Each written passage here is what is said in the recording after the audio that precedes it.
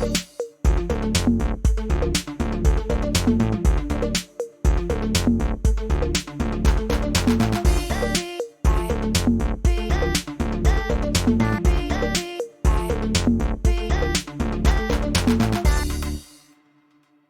Adatons, un podcast de ciencia descentralizada en blockchain. El día de hoy hablaremos de una científica que quizás les haga sonido el nombre, que es Ada Lovelace.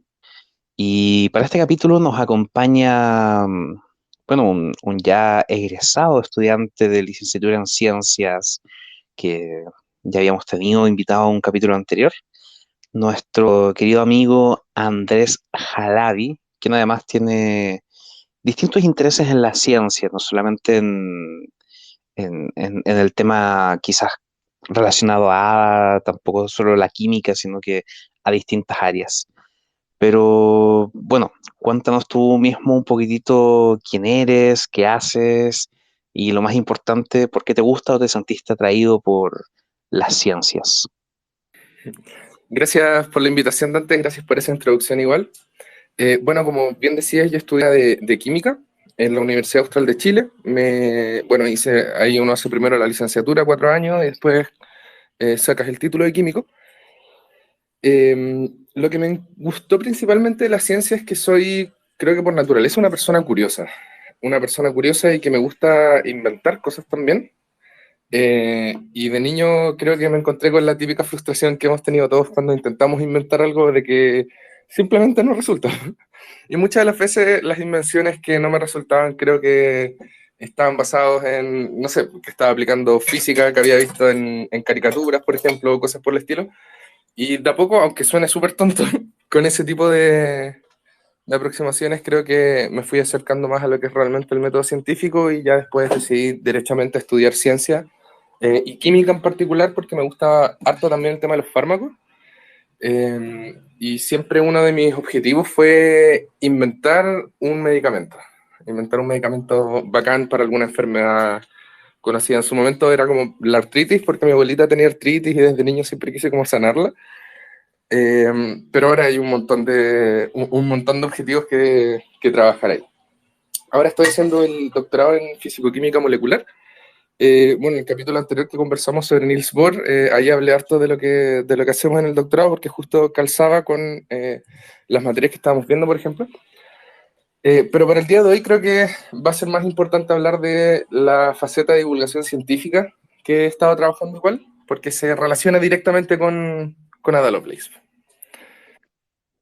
Genial, genial. Sí, de hecho, interesante ahí como, bueno, me hace el símil también de mi infancia, igual curioso, experimental, y me atrevería a decir que la mayoría de nosotros, los seres humanos, hemos tenido una curiosidad de esa naturaleza cuando más pequeños y pequeñas. El curiosidad de la base de la experimentación es en el fondo lo que le dio la base al método científico hace muchísimos años atrás. Y bueno, retomando el tema del podcast, es importante mencionar que este va a ser subido posteriormente a la red de blockchain Cardano, por lo que debo preguntar, me imagino que conoces sobre blockchain y has tenido ya distintas experiencias con ello. No sé si nos puedes contar un poquitito al respecto. Sí, obvio. Primero que todo, este proyecto estamos haciendo estos podcasts, que se llama Datums, es un proyecto de divulgación científica que se basa justamente en blockchain. Para la gente que nos está escuchando, el blockchain, en palabras muy simples, es una tecnología de la información cuya característica principal es que sea descentralizada. O sea, no tienes, por ejemplo, ninguna empresa manejando la red, no tienes ningún gobierno manejando la red, sino que el conjunto de todos los actores de la red son los que finalmente deciden qué cosas se realizan o no se realizan en la red. En particular, dentro de las redes, bueno, el blockchain más conocido probablemente es el de Bitcoin. Si alguna vez escucharon de criptomonedas, está de blockchain también. Actualmente yo trabajo en la red de Cardano, la única red que ha sido desarrollada siguiendo un método científico estricto. Y también acá dentro de Cardano hay unas cosas muy bonitas, por ejemplo, lo que es Project Catalyst, que es lo que nos permitió finalmente hacer esta serie de podcast. Y bueno, después en un ratito me imagino que voy a poder comentar un poco sobre lo que es Project Catalyst, igual para que las personas que tengan de repente ideas, que quieran hacer algo relacionado en blockchain, también puede ser en educación, en áreas de sostenibilidad, puedan recibir de repente financiamiento o apoyo ahí para llevar a cabo sus ideas. Claro, de hecho es importante mencionar que este podcast fue financiado gracias a Project Catalyst de la red Cardano, la cual es, como bien dijiste, una instancia democrática. Y para este proyecto, los usuarios de la red son los que votan por los proyectos que consideran que debiesen ser financiados y este proyecto fue elegido. El código del proyecto es el 900013 en el font 9. Así que muchísimas gracias a todas las personitas que apoyaron este proyecto. Pero volvamos un poquitito a tu área. Mencionabas el tema de la comunicación de las ciencias, me gusta generalizarlo a mí, porque claro, tenemos la divulgación científica y tenemos la difusión científica, pero en este caso estamos hablando más de la divulgación científica. ¿Nos puedes contar un poquitito más sobre qué otras iniciativas has levantado, has hecho o similar? Mira, en realidad todo partió por el tema. A mí en realidad siempre me gusta enseñar. De hecho, creo que soy un muy buen profesor y en todo el tiempo de universidad, la gran mayoría de mis costos los cubría justamente haciendo clases particulares de, bueno, lo típico, química, física, matemática, etcétera. Y en el contexto de la pandemia, para una de las ayudantías que estaba haciendo, de hecho, el ramo más difícil que había en la carrera de química, que es el de mecanismos de reacción orgánicos, eh, y bueno, estábamos en pandemia, era todo virtual. Para las ayudantías de ese curso se me ocurrió hacer un canal de YouTube y subirle los videos a los chicos ahí. Así les podía hacer videos más cortos que una clase de una hora completa. Así los podían ver todas las veces que quisieran. Y con eso nació un canal que se llama Bajo Presupuesto Científico. Todavía existe, ya no está activo, pero todavía existe y tiene material que, si lo puedo decir, considero bastante bueno. Así que las personas que estén escuchando y quieran aprender de química o de física pueden ir a revisar allá. Eh, pero me pasó con YouTube de que me gustaba mucho el tema de la divulgación científica, de la comunicación de ciencias, me gusta enseñar, me gustaba hacer los videos, me gustaba estudiar para hacer los videos. Pero la verdad es que el YouTube en sí no me estaba dejando nada. O sea, todo lo que yo estaba haciendo ahí lo estaba haciendo gratis. Entonces está un poco entre la dicotomía entre, a ver, sigo haciendo las clases presenciales a que me paguen, o sigo haciendo videos en YouTube, que llego a más gente probablemente, pero voy a estar trabajando gratis.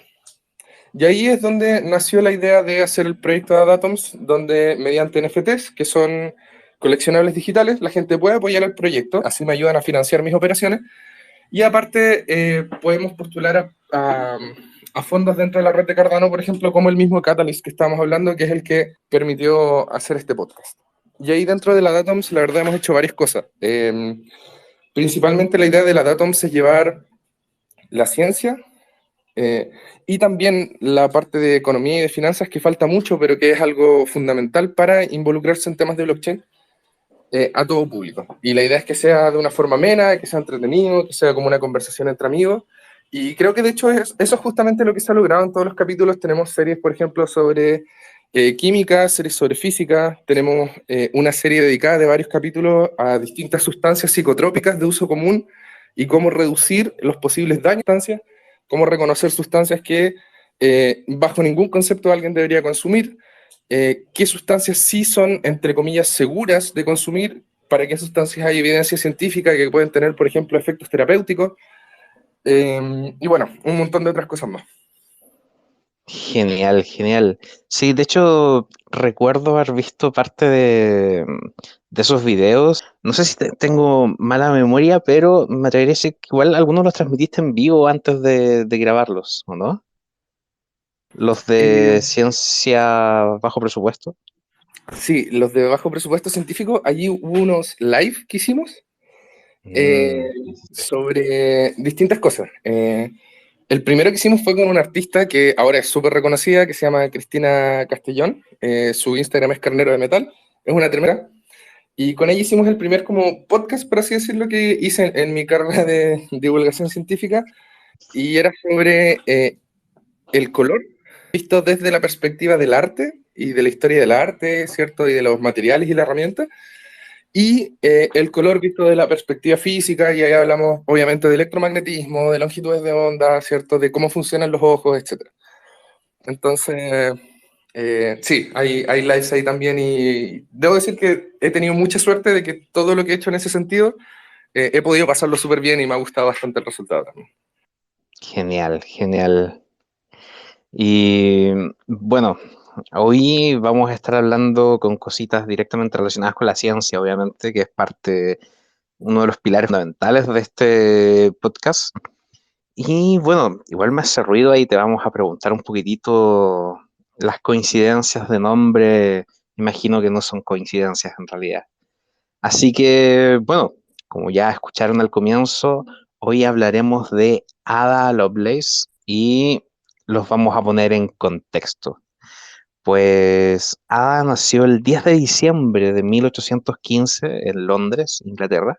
Su madre, que era Annabella Milbank, fue una mujer culta, educada, mientras que su padre, Lord Byron, era un famoso poeta romántico de la época.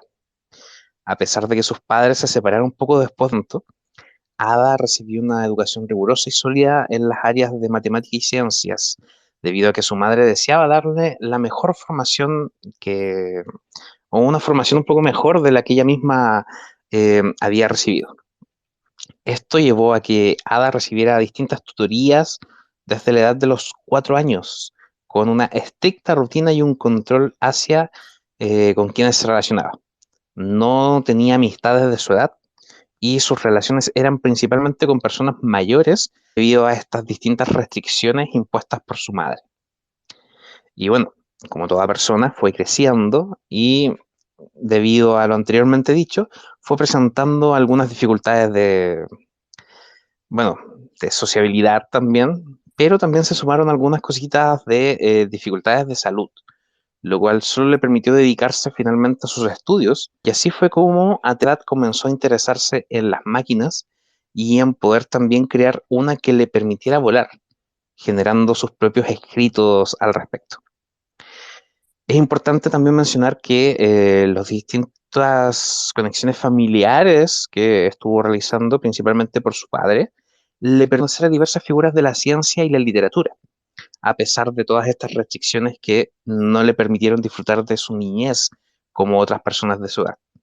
Es así como a la edad de 17 años, Ada conoció al matemático e inventor Charles Babbage, quien estaba trabajando en su proyecto de construir una máquina analítica, lo cual es una especie de computadora mecánica capaz de realizar cálculos matemáticos complejos. Ada Lovelace se interesó muchísimo por este proyecto, pues el pensamiento visionario le dejó en sí misma que las máquinas serían quienes le permitirían volar a futuro, por lo que la pasión en cuanto a temas de mecánica fue ampliamente compartido con Babbage, con quien prontamente estrecharon lazos de amistad. Tiempo más tarde, estando ya Ada casada y con 3 hijos, luchando por las distintas críticas hacia el desarrollo de las matemáticas debido a ser madre, pero más importante a ser mujer. Le escribe a su ya amigo Babbage, queriendo, perdón, colaborar en su trabajo, por lo que se le encarga la traducción de unos textos de este. En 1843, Ada escribió un artículo titulado Notas sobre el objetivo y el mecanismo de la máquina analítica de Charles Babbage. En este artículo, ella describió detalladamente el funcionamiento de la máquina y también incluyó un primer algoritmo que jamás había sido escrito para ser ejecutado en esta máquina analítica. Este algoritmo era diseñado para calcular los números de Bernoulli y demostró que la máquina podría realizar realizar distintas tareas más complejas que simplemente resolver ecuaciones matemáticas. Ada también escribió de manera extensa sobre la posibilidad de que la máquina pudiese ser utilizada para crear música y diseños. Aunque, bueno, si bien Babbage nunca llegó a construir su máquina analítica debido a problemas financieros y técnicos, Ada se convirtió en una de las primeras personas del mundo en comprender el verdadero potencial de las computadoras y, bueno, su capacidad también para realizar tareas que van mucho más allá de simples cálculos matemáticos. A pesar de sus logros, Ada tuvo que luchar contra los distintos prejuicios de la época en contra de las mujeres en ciencia y tecnología. Sin embargo, ella siguió trabajando en proyectos del área, tanto matemáticos como científicos, hasta su muerte prematura en 1852, con tan solo 36 años. El legado de Ada Lovelace ha sido celebrado en la historia de la informática y es considerada como una de las primeras programadoras de la historia. Su trabajo con Charles Babbage y su artículo sobre la máquina analítica son considerados como uno de los primeros ejemplos de escritura sobre programación. Así que, bueno, Andrés, conversemos ahora un poquitito. Me imagino que habías escuchado de este personaje. Creo que para cualquier persona metida en ámbitos de computación informática es imposible no haber dado lo normalmente, o bueno, para tiempos más modernos, quizás cuando pensamos en computación y pensamos en informática, la imagen que se nos viene a la mente es la de Alan Turing, porque efectivamente gracias a él, por ejemplo, se pudo ganar la Segunda Guerra Mundial. Pero siendo estrictos, como bien tú decías, la primera persona que programó algo que pudiésemos llamar código, un algoritmo, fue Ada Lovelace, al menos que tengamos registro. De hecho, la red de Cardano, que me imagino que me ibas a hacer esa acotación, esa pregunta, todas las redes de blockchain, para asegurar la red, cobran comisiones por transacción, o la gran mayoría de redes de blockchain. Esto tiene el fin de que evitar que puedas hacer ataques del tipo DDoS. O sea, los típicos ataques con los que se bajan páginas web, por ejemplo, son simplemente mandarle 1.000.000 de solicitudes al servidor hasta que el servidor colapsa. En una red de blockchain, dado que cada una de esas solicitudes tiene un costo asociado, el costo que tiene atacar de esa forma una red de blockchain es incalculable y llega a ser como no práctico para cualquier atacante intentar hacer un ataque de ese tipo. Y la moneda de la red de Cardano, que se usa para pagar esas comisiones y darle seguridad a la red, se llama justamente ADA, ADA, en honor a Ada Lovelace. Sí, ya había indagado un poquitito en eso y claro, era algo que sí o sí íbamos a tocar. Sí. Pero interesante, no sabía eso de las comisiones por transacción para evitar los ataques de DOS. No, eso sí que no lo sabía. Está muy bueno saberlo. Es una de las cosas típicas de blockchain. De hecho, como decía, todas las personas que se van a meter en algún momento en blockchain, cada transacción o cosa que hagan realmente en un blockchain donde inscriban información en la cadena, les va a costar cierta cantidad de la moneda local. Igual me parece muy interesante todo lo que mencionabas sobre Ada, especialmente considerando el contexto o su condición de mujer y el contexto histórico en el que se desarrolló ella, donde como bien tú decías, o sea, no era solamente que una mujer se quisiera dedicar no a criar hijos, por ejemplo, no era solamente algo raro, era algo repudiado directamente. Era algo que casi atacaba a las Sagradas Escrituras y que cómo una mujer va a estar estudiando y haciendo cosas de números y haciendo, entre comillas, cosas de hombre, cuando debería estar en la casa cuidando a sus bebés.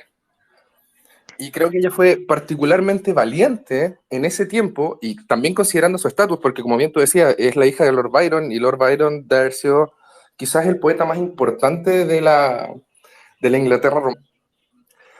Entonces siempre estuvo, me imagino, bajo una gran presión social por cumplir con esas normas que se le dan. En ese sentido, su madre también fue una visionaria. Probablemente a ella le tocó vivir el mismo tipo de que estamos describiendo y no le gustó y quiso de alguna forma poder entregarle algo mejor a su hija o poder mostrarle a su hija que había algo más que solamente cumplir con esos como estándares de género anticuados de la época.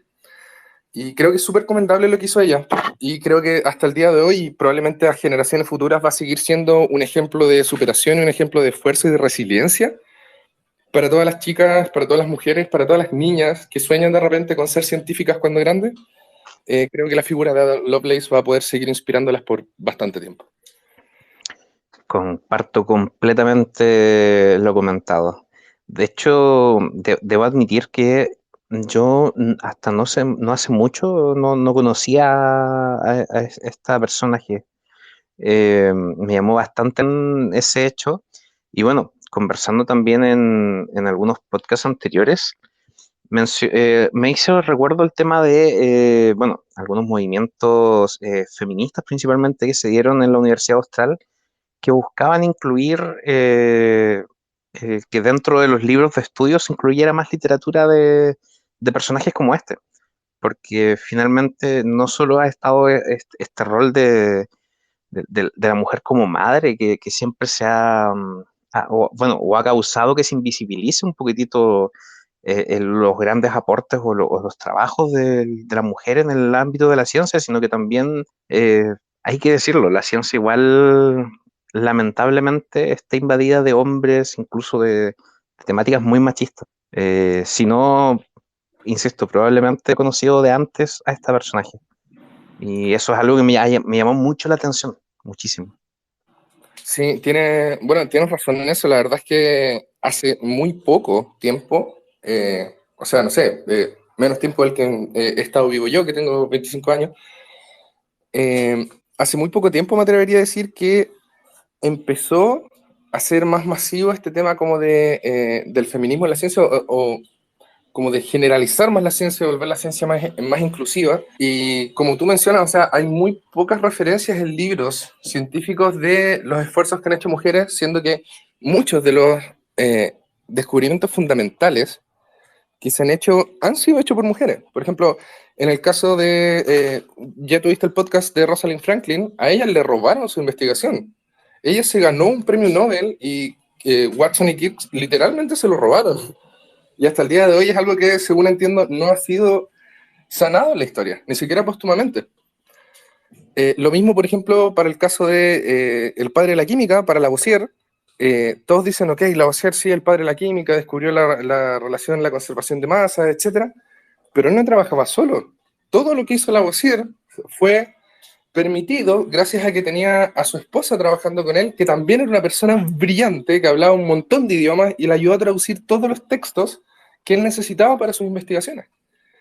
Lo cual, hoy en Estoy día, casi seguro que le dio hasta un laboratorio. sí, no, aparte, le financió, sí, con la plata de la familia le financió todo también. Pero lo que voy es que esa contribución intelectual, porque, o sea, claro, la contribución monetaria siempre es importante, pero a lo que voy es que eh, quizás es más difícil realizar una contribución intelectual importante que realizar una contribución monetaria importante a una investigación, un descubrimiento. Y muchas veces esas contribuciones intelectuales de parte de mujeres han sido o bien omitidas en la historia o derechamente usurpadas por otras personas. Sí, es triste. De hecho, bueno, el trabajo de Ada igual no ha sido la excepción. Igual ahí hay toda una polémica en torno a si realmente el trabajo fue de ella o no. Hay bastantes personas que hasta la fecha dicen de que ella solamente interpretó las palabras de Charles Babbage y no le reconocen su trabajo.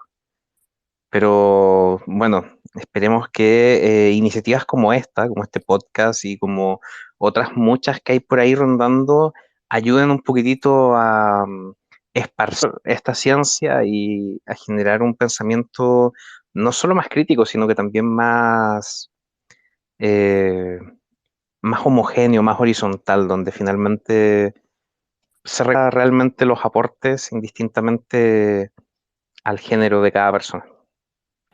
Justamente, justamente. Y bueno, en la ciencia hoy día no es solamente el género uno de los problemas, bueno, en la sociedad en general también, y es algo que se arrastra desde siempre. Claro, por ser mujer tenías menos puntos en el escalafón, por ejemplo, científico, pero si eres una persona de color también, si eras de alguna colonia, por ejemplo, en vez de ser de la España real, también, si eras miembro de alguna religión extraña, por decirlo así, fuera del cristianismo, de las dos o tres hegemónicas en la época, también tus ideas no iban a ser consideradas de la misma forma.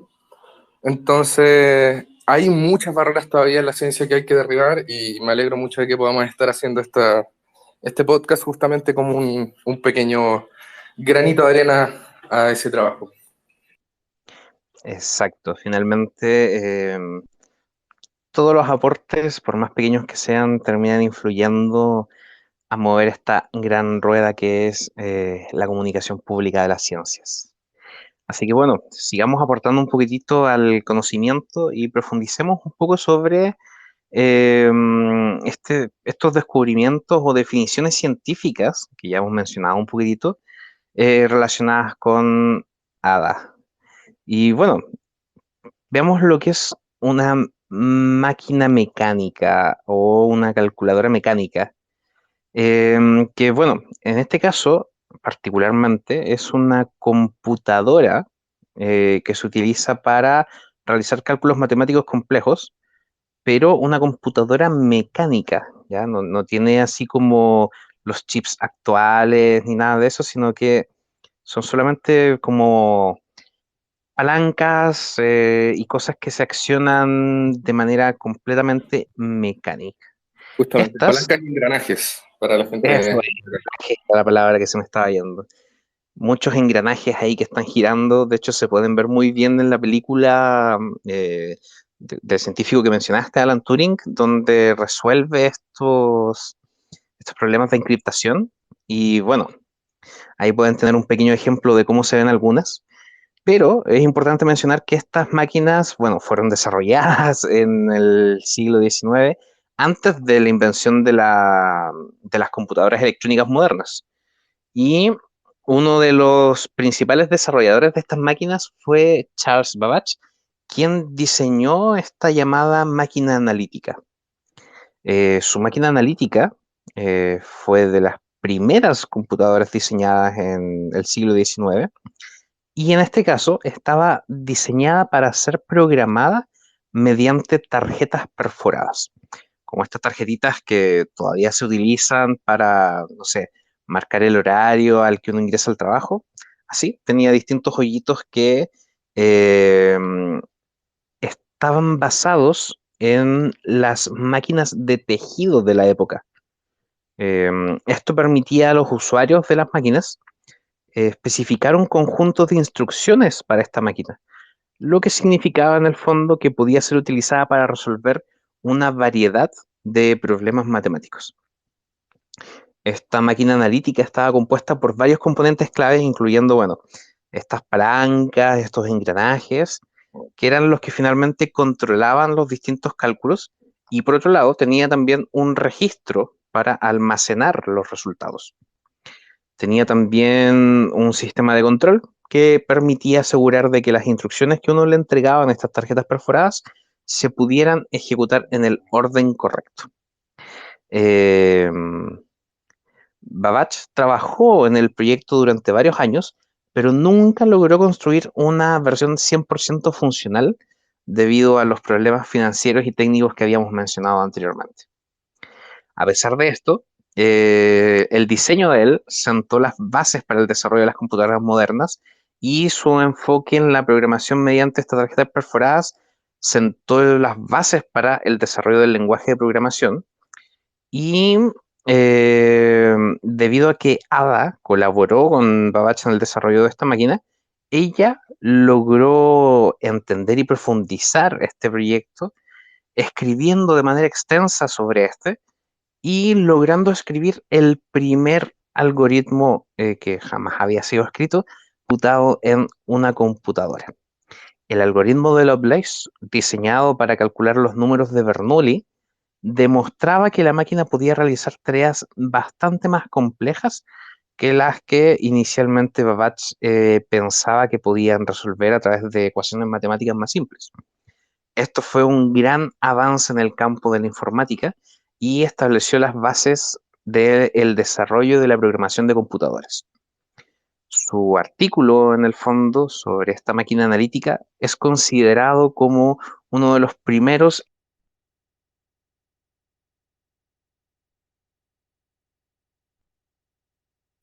ejemplos de Aló, creo que se cortó ahí un poquito. Eh,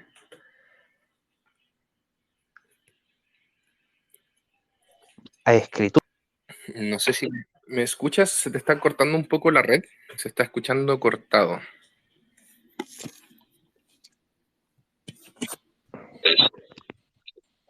¿Aló, aló? Aló, ahí mejor. Sí, sí, sí. ¿Qué podías añadir o mencionar sobre lo que estaba mencionando recién. Bueno, una de las cosas que creo que la mencionaste en un momento, pero quizás no le dimos la suficiente importancia, igual es el contexto histórico en el que vivió Ada, en el sentido de que estuvo en todo este tema de la revolución industrial. O sea, a ella le tocó vivir, claro, como tú bien mencionabas, el tema de la revolución textil, por ejemplo, que fue una de las primeras industrias que empezaron, bueno, junto con el transporte, obviamente, que empezaron a utilizar maquinaria para hacer la producción más eficiente, más rápida. También un poco sobre su infancia, que la verdad fue bastante traumática. Según lo que he leído, la madre de ella no solo la inspiró o la instó a estudiar matemáticas, sino que era extremadamente estricta. O sea, Ada, por ejemplo, que según lo que he leído, si es que ella entregaba un trabajo que no fuera del estándar correcto, la hacían quedar separada quieta como horas o la cagaban a palos, a golpe. Le hacían escribir como cartas de disculpa por haber entregado un trabajo de estándar inferior. Eh, y bueno, en general creo que con esos dos ya tenemos como ingredientes para lo que se podría considerar una infancia traumática. Entonces también reconocer la resiliencia de ella, de no solo haber sobrevivido al tema social, que le tocó difícil por ser mujer y por la época histórica en la que estaba, sino también el tema social de vivir la revolución industrial y aparte el tema de que, bueno, no tuvo una figura paterna y su figura materna al parecer estaba loquísima también, aunque le haya inculcado el tema de las matemáticas. Hay otra cosa que quería comentar igual, para irnos un poco más al inicio de la historia de las computadoras, que es el que, según entiendo, se considera la computadora más antigua del mundo. Y acá la gente en su casa para que intenta adivinar un poco de qué año estamos hablando. Les estoy hablando del mecanismo de Anticitera, que es una computadora analógica, o sea, una computadora mecánica, como bien estábamos describiendo delante, que está basada en engranajes, que supuestamente fue construida por científicos griegos, y el instrumento se ha datado el 150 y perdón, entre el 100 y el 200 antes de Cristo. Esto se recuperó desde el mar Egeo en los años 1900, cerca de un naufragio. Y aparentemente este artefacto fue diseñado para poder predecir posiciones astronómicas y los eclipses de hasta 19 años a futuro. Obviamente con propósitos astrológicos y calendáricos. O sea, hay que reconocer que si bien tener una computadora en el 200 antes de Cristo debe haber sido la cosa más jodidamente genial en la Tierra, el enfoque que le estaban dando probablemente no era algo tan científico, probablemente era algo más relacionado a intentar interpretar los juegos de los dioses o los designios de Zeus, etc.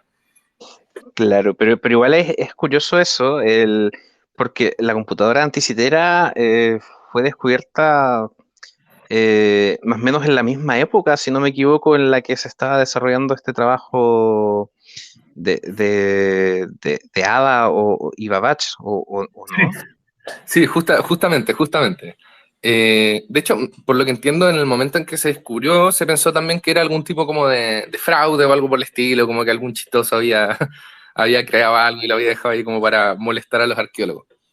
Pero claro, en el momento en que se descubrió en el 1900, ahí Ada ya debe haber tenido buenos años de edad y ya debe haber estado trabajando con su compañero. Ah, Pero eso era... 1900, no, no, no, ya lamentablemente en esa fecha ya, Ya había fallecido, Ada, ¿no? exactamente, sí, sí, sí, Sí. fue posterior entonces. Sí, pero entre el 1850 y el 1900 fue todo este desarrollo en general, como de la computación analógica se podría decir, y claro, justo en ese fragmento de tiempo encontraron esta computadora antigua. Mm, sí, interesante. Y bueno, todo el tema del contexto histórico, claro, no, no hay que desmerecerlo. Finalmente es lo que terminó moldeando a nuestra personaje para que pudiese hacer todo lo que hizo. No, no hay que, si bien es súper crudo, no hay que desmerecer en ese sentido todo lo que ella vivió, que finalmente se fue entretejiendo para lograr llegar a lo que hizo. Eh, si bien tuvo esta crudísima infancia, eh, bueno, era parte de la normalidad de la época que, por suerte, ha cambiado un poquitito en la actualidad. Pero en relación a las definiciones científicas, como estábamos hablando de estas como máquina analítica, máquinas mecánicas o calculadoras mecánicas, eh, claro, mencionaste el tema de la computadora anticitera, pero ¿hay algún otro ejemplo como más, eh, quizás más simple o más actual que pudiéramos como contarle a nuestros oyentes para que entiendan un poquito más cómo funcionan estas computadoras o máquinas? A ver, mira, voy a intentar hacer una reconstrucción mental probablemente muy mal hecha de cómo podría funcionar una calculadora analógica. Eh, Básicamente se basa en el sistema de engranajes. Pueden imaginarse, por ejemplo, una gran rueda que ustedes van a estar viendo al frente de la calculadora que tiene únicamente un agujero y abajo quizás pueden tener botones o palancas relacionando números y operaciones matemáticas. Entonces, cuando yo apriete el número 2 en la fila de abajo, apriete la tecla del número 3 en la fila de abajo, tecla, todo esto mecánico, obviamente, o sea, no nada que ver con la informática actual y los teclados de computador moderno. Voy a tener el 2 y el 3 y le defino una operación, por ejemplo, la multiplicación, y tiro la palanca, la rueda del frente debería mover el agujero que tiene de visualizar un número hacia el resultado que estamos buscando. Entonces el resultado en ese caso, si la rueda originalmente me estaba mostrando un 1, que es el número que viene por defecto, por ejemplo, pongo la operación, tiro la palanca, se mueven los engranajes, ahora debería estar pudiendo ver el número 6 como resultado de mi operación. Más o menos así funcionan las calculadoras analógicas, o funcionaban en realidad, porque ya no se hacen según entiendo. Y están muy basadas también en la que se conocen como reglas de cálculo. Antes la gente cuando desarrollaba problemas matemáticos, normalmente tenía al lado un libro gigante con reglas de cálculo que te incluyen las integrales típicas, las derivadas típicas, los valores de algunos logaritmos y así. Y justamente basado en esas reglas de cálculo se hacían estas calculadoras analógicas intentando eh, cubrir la mayor cantidad de resultados posibles o la mayor cantidad de operaciones posibles. Claro. Bueno, yo el recuerdo que tengo, y sí, yo soy un poco más viejo que tú, Andrés, pero yo conocí algo que quizás alguno de los oyentes habrá visto, que son máquinas registradoras 100% mecánicas. Y estas, bueno, funcionaban de esa forma. Tenían sus sistemas de ruedas dentadas, mecanismos de engranajes, que finalmente permitían realizar cálculos matemáticos bastante más básicos que un integral, obviamente. Eh, pero no funcionaban baterías, no tenían ningún circuito, no eran nada más que muchos engranajes que finalmente yo podía utilizar para escribir y incluso imprimir los resultados de estos cálculos en una hoja de papel para poder hacer los cálculos, no sé, en el negocio de barrio, de la esquina, y eran bastante utilizados en temas de contabilidad o registros financieros. Yo creo que todavía tienen que haber algunas por ahí dando vueltas, quién sabe, incluso siendo útiles. Oiga, colega, Pero pero una... usted me está hablando de máquinas como de la Primera Guerra Mundial. Y esas las tenían en tu kiosco de barrio. Sí, sí, sí. Mi abuelo tenía un negocio de barrio por Santiago y tenía una máquina registradora mecánica y también tenía una chiquitita también que era también 100% mecánica. Le voy a preguntar, una de esas todavía, de esas máquinas existen por ahí, Oye, una quizás reliquia, hasta ¿eh? como reliquia, sí, exactamente, reliquias quizás ya aptas para museo. Oye, genial, qué buena. Ah, bueno, y lo otro, antes de que pasemos el tema de las calculadoras analógicas, obviamente también tenemos que mencionar a los malditos locos de los chinos que creo que deben haber hecho también de las primeras calculadoras así como de uso entre comillas fácil, que son los ábacos.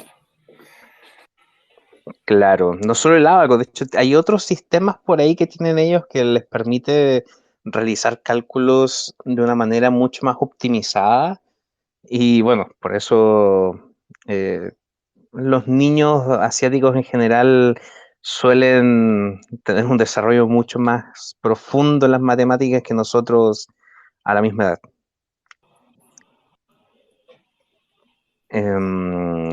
Bueno, lo que me gustaría destacar aquí un poquitito, volada, es su pensamiento visionario, porque, bueno, frente al futuro de estas máquinas mecánicas y las computadoras en general, llegar a pensar de que las máquinas que estaban ahí estudiándose o creándose podrían hacer algo más allá que realizar cálculos matemáticos complejos, fue tener insisto, una mente muy visionaria.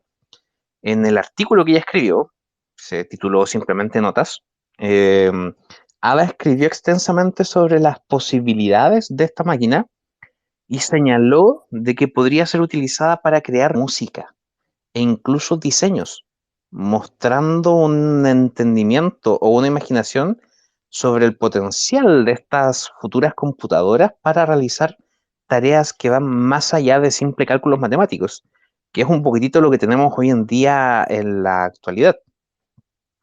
Ada también reconoció la importancia de la programación, o sea, la generación de estos algoritmos para el desarrollo de estas computadoras a futuro.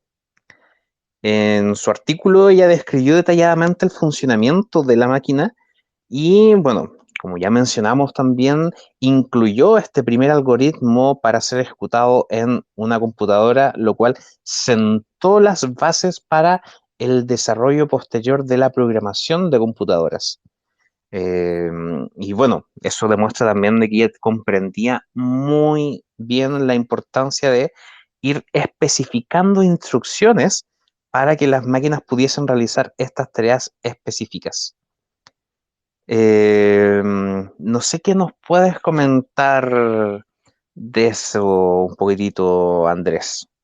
Uy, creo que ahí ya, bueno, fue, fue la panacea, el elixir de vida y al mismo tiempo la sentencia de muerte de los programadores de hoy en día, quizás. Para los que nunca han programado, bueno, a mí en particular es algo que me cuesta muchísimo. Estoy lejísimo de considerarme un programador apto en cualquier tipo de lenguaje, pero lo que sí puedo reconocer es justamente lo que tú mencionabas de la importancia de las instrucciones, el tipo de instrucción y el orden en el que das las instrucciones. Yo tenía un profesor que me decía, cuando recién me estaba enseñando matemáticas, chico en el colegio me decía que las calculadoras son súper tontas porque van a hacer exactamente lo que tú les digas que hagas. Y ese es justamente un problema que tenemos ahora en computación. Si tú, por ejemplo, quieres trabajar un archivo Excel, por decirte algo, y estás programando en Python, tienes que específicamente, bueno, primero cargar a tu computador todos los recursos, las librerías que se les dice, que te permitan procesar el tipo de código con el que vas a estar trabajando. Y aparte tienes que ser muy específico en cada uno de los pasos en el que, bueno, primero vas a entrar a la carpeta de tu sistema donde tienes el archivo de Excel. Luego vas a abrir el archivo de Excel. Luego vas a ir a la fila 3 del archivo de Excel y a la columna 4 y vas a copiar ese dato en particular. Luego vas a abrir y así. Y ahí es donde están en realidad creo que la mayoría de los errores en programación, en que uno no logra definir bien o hacerse lo que se llama un pseudocódigo. El pseudocódigo es lo que te estoy diciendo ahora, o sea, como cuando estamos pensando, entre comillas, cómo debiesen ser los pasos que va a hacer mi computadora para lograr lo que yo quiero. ¿Qué mayoría de los problemas de programación o de los programadores en pensar bien en ese pseudocódigo? Y bueno, aparte todo el tema relacionado a la complejidad de cada lenguaje en sí, que es un tema, es cada lenguaje un mundo. Claro, de hecho, yo me atrevería a decir, yo te tengo un poco más de conocimiento quizás que tú en temas de programación, pero me atrevería a decir que el pseudocódigo en general es así, porque es la forma de entender la programación. Una vez uno entiende a pensar en este nuevo lenguaje de pseudocódigo, puede extrapolarlo a prácticamente cualquier estructura del lenguaje. En este caso, ya cambiarnos a Python, a Java, a C Sharp u otros. O claro, hay que pensar de una forma distinta para poder entregarle las instrucciones. De hecho, hay un Sí. video que a mí me gusta mucho, donde un programador le pide a sus hijos que le escriban las instrucciones de cómo hacerse un clásico sándwich de mantequilla de maní con mermelada búsquenlo por favor, es genial Sí, lo he visto. y Es muy bueno. sí, les sirve para entender precisamente cómo tienen que dar las instrucciones. O sea, si ustedes tuvieran que dar las instrucciones literales a una persona de cómo armarse un sándwich de mantequilla de maní, bueno, vean el video y lo van a entender. O, por ejemplo, un chiste clásico, muy ñoño por lo demás, cuando le piden a un programador que vaya a comprar, les dicen, bueno, quiero que me traigas, no sé, 1 litro de leche y si hay papas, tráeme 2. Y el chico vuelve con 2 litros de leche, porque habían papas. Y claro, es Tiene un sentido común. tema que suena absurdo, pero es la visión tal cual de cómo funciona el lenguaje de programación. Y Ada, al lograr entender cómo funcionaban estas cosas hace tanto tiempo, es wow, es increíble. Pero una de las cosas que creo que quizás no mencionaste un poquitito, Andrés, eh, y que conversáramos un poco, es en el otro lado de la computación. O sea, hacer música con una máquina. No sé si habrá sido ella la primera persona que se le ocurrió, pero ella vio claramente eso en este trabajo que estaba levantando, o incluso hacer diseños, que es prácticamente, no sé, hacer arte prácticamente con todo lo relacionado a la computación. Y, y más allá quizás de estos autómatas que intentó detallar un poquitito Leonardo da Vinci, yo no he escuchado de otra persona que haya sido tan visionaria a la hora de generar máquinas que son casi autónomas que te permitan crear algo artístico. Y ha claramente plasmado en sus notas. Y no sé, a mí me parece pero genial, porque finalmente hoy en día eso es lo que hacemos. El boom de la inteligencia artificial Eso mismo te iba es a una mencionar. máquina haciendo arte. Sí, justamente, justamente.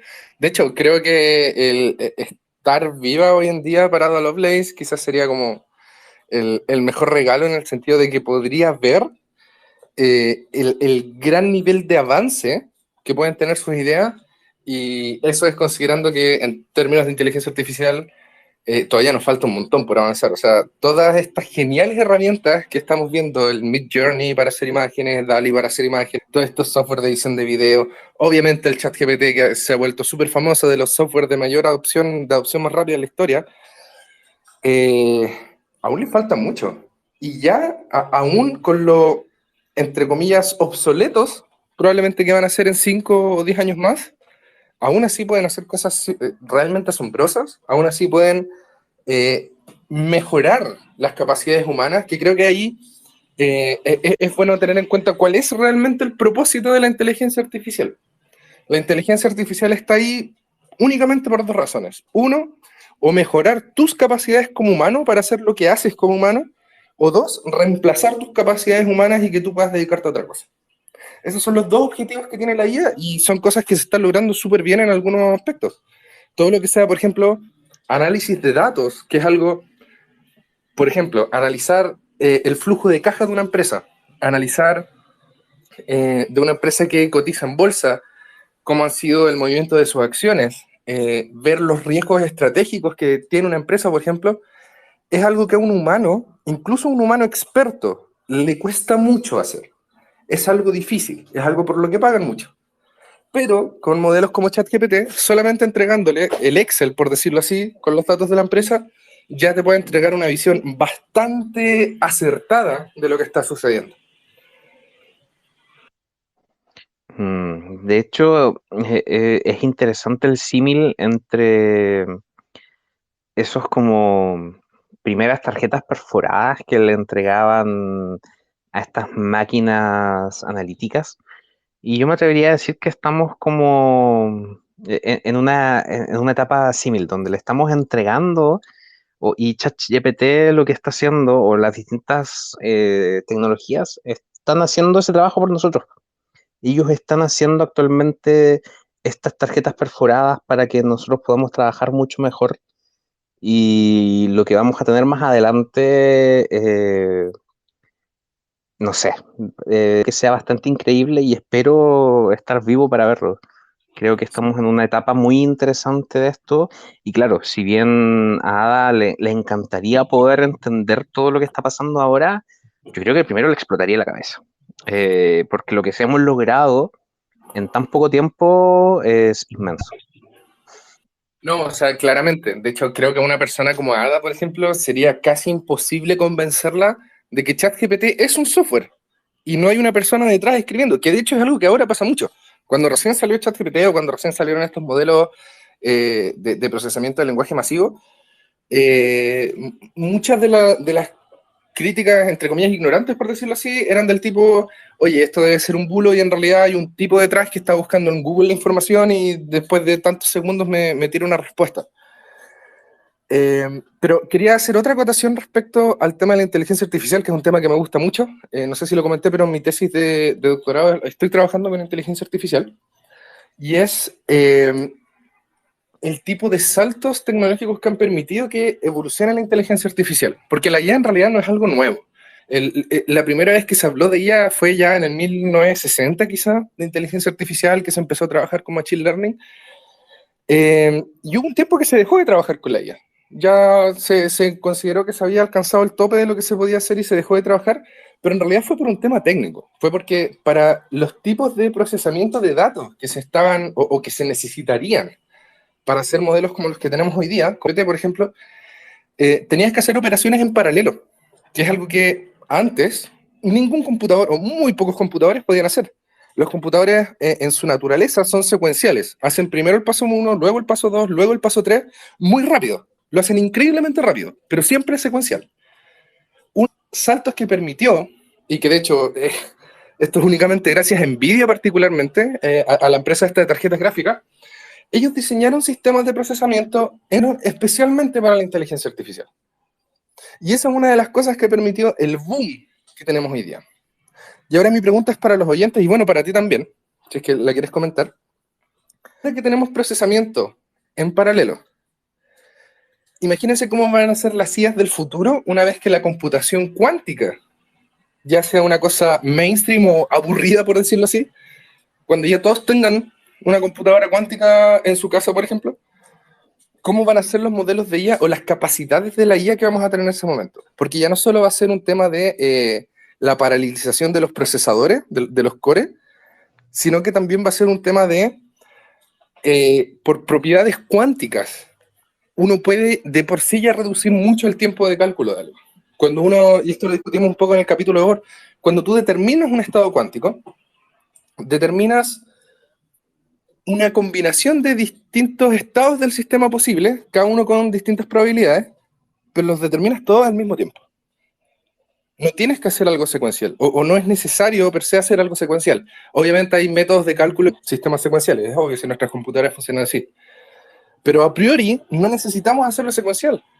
Entonces, imagínense cómo va a ser ese poder de cómputo al cuadrado cuando ya tengamos los procesadores en paralelo y la computación cuántica actuando de forma conjunta.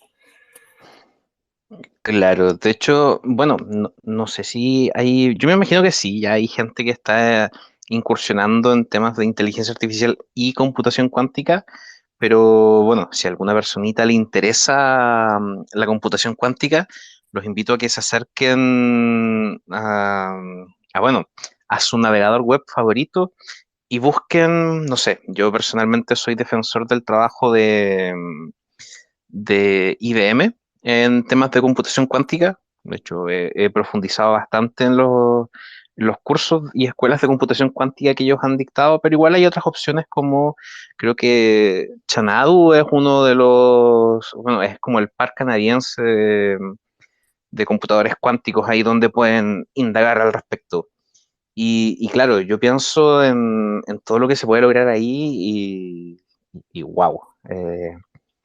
Se vienen cositas, dijeron por ahí. Se vienen cositas.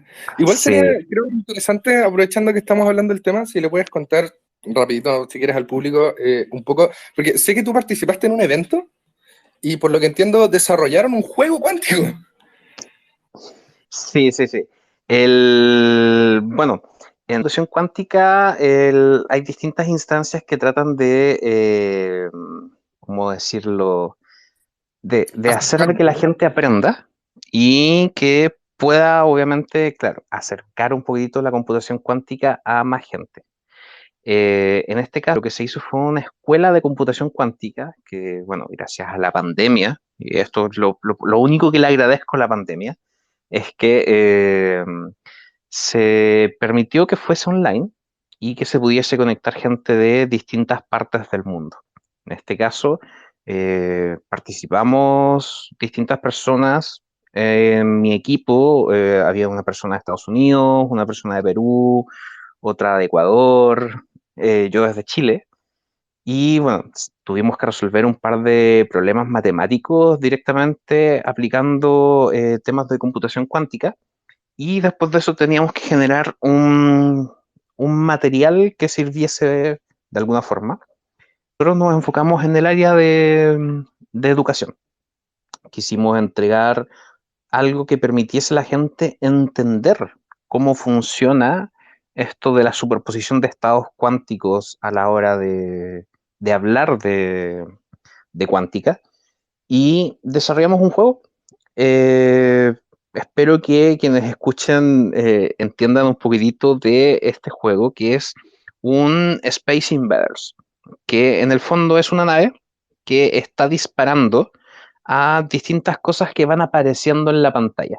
La nave está en la parte inferior, los enemigos están en la parte superior y aparecen de manera simultánea en distintas partes de la pantalla. Entonces, yo puedo hacer de que, utilizando la superposición de estados cuánticos, mi nave esté en dos posiciones a la vez, pero mi nave va a empezar a disparar y en el momento que choque con algo, va a decidir si es que está en una posición o en otra, porque eso es finalmente lo que hace un poquitito el tema de la superposición de estados. Entonces el juego lo que hace es permitir entender de que es mucho más óptimo jugar utilizando lados cuánticos que jugar con los estados clásicos, entendiendo como estados clásicos que la navecita se vaya moviendo de un lado a otro disparando, versus estar en distintos lugares al mismo tiempo disparando. De esa forma, entonces, nosotros logramos desarrollar este proyecto y obtuvimos el primer lugar en esta escuela de computación cuántica organizada por IBM.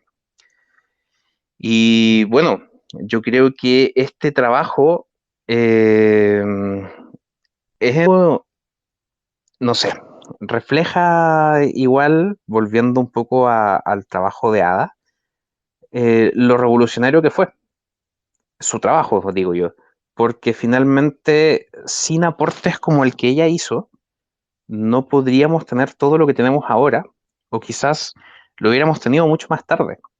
Yo considero por lo menos de que sus aportes fueron realmente revolucionarios, Andrés. No sé qué opinas tú. Absolutamente. Bueno, de hecho, esta serie de podcasts que estamos haciendo ahora se supone que intenta dar visibilidad a los y las 10 científicas más importantes e influyentes de la historia. Y creo que justamente por eso incluimos a Ada Lovelace. O sea, es algo. Es la primera programadora de la que tenemos conocimiento en un contexto súper difícil. O sea, realmente una luchadora de la ciencia.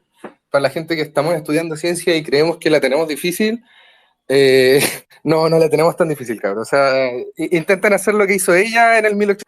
De verdad, asombroso.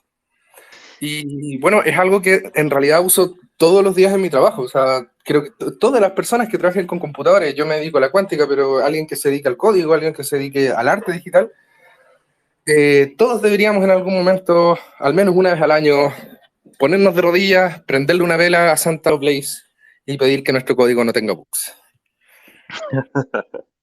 Sí, sí, sí. Está interesante eso de prenderle velitas. A todo esto, Dime. del tema de los bugs, que es un término súper utilizado en términos de código, ¿sabes de dónde viene la palabra o el término? Sí, sí, sí, yo lo sé, pero cuéntanos por favor un poquitito para que nuestros oyentes lo entiendan. Bueno, la cosa es que anteriormente, como ya todos sabrán, hoy en día tenemos en nuestra mano, ahora estamos haciendo el podcast con un celular que tiene al menos unas 300 veces más potencia de lo que tenían las máquinas que mandaron el hombre a la luna.